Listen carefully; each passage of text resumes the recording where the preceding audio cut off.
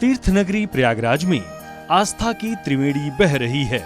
महाकुंभ के पावन शुभ अवसर पर हर कोई आस्था की डुबकी लगाने के लिए लालायित है। 14 जनवरी यानी मकर संक्रांति यानी पहला अमृत स्नान, जिसमें नागा सन्यासियों के दुर्लभ दर्शन के लिए देश के कोने कोने से श्रद्धालु आए हुए हैं।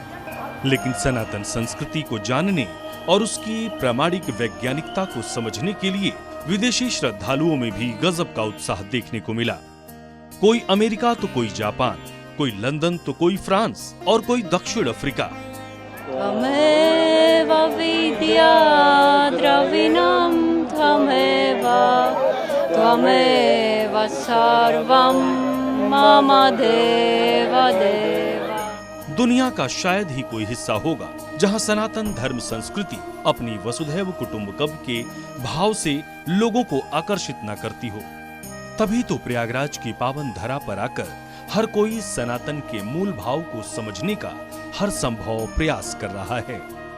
आपको बता दें कि पहले अमृत स्नान में करीब 2.5 करोड़ श्रद्धालुओं ने त्रिवेणी में आस्था की डुबकी लगाई, जिसमें विदेशी श्रद्धालु भी बढ़ चढ़कर नजर आए। This time is my first time. First time I have the opportunity thanks to my husband and probably some good karma I have created in the past.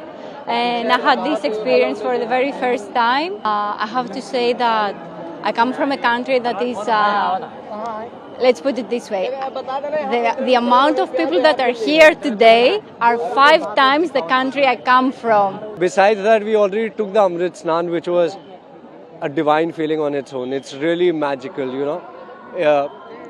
You can call it infinity, the experience of infinity. That is something that comes closest to explaining how the Amrit Snan feels like. दुनिया के अलग अलग हिस्सों से विदेशी भक्त भजन गाते भी नजर आए, जिससे माहौल और भक्तिमय हो गया। त्रिभुवन पोषिणी शंकर तोषिणी केल्विषमोषिणी घोषरचे धनुजनि रोषिणी दिति सुता रोषिणी दुर्मत शोषिणी सिंधु सुते।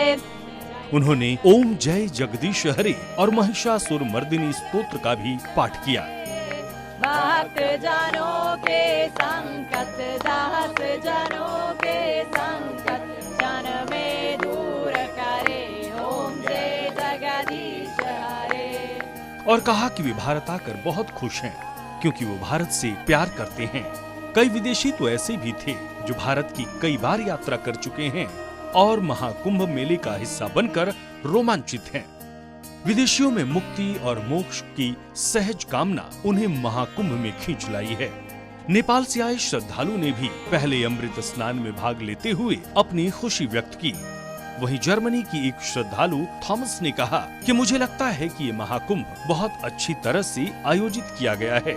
ये बहुत बड़ा है और लोग बहुत मिलनसार हैं। मैं आध्यात्मिक ऊर्जा को महसूस करना चाहता था और भारतीय लोगों से मिलना चाहता था। मैं सोच रही थी संगम के जल में डुबकी लगाकर कि मैंने क्या किया मेरे पुराने जन्म में, जिसकी वजह से मेरे को ऐसे पुण्य मिला कि इसी जन्म में ये अवसर मिला।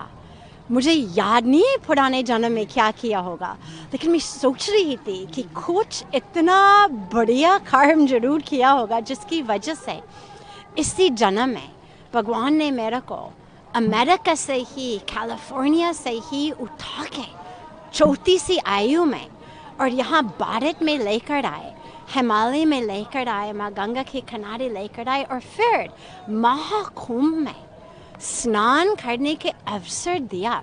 मैं सोच रही थी I go to Mahakumbh from Kazakhstan. Здесь великолепное такое место, святое, что должен каждый побывать на Махакумбе. यकीनन यही तो सनातन संस्कृति की खूबसूरती है। केसरिया रंग जिस पे चढ़ता है वो सर्वे भवन्तु सुखिनः की कामना करने लगता है। ब्यूरो रिपोर्ट, सूर्या समाचार।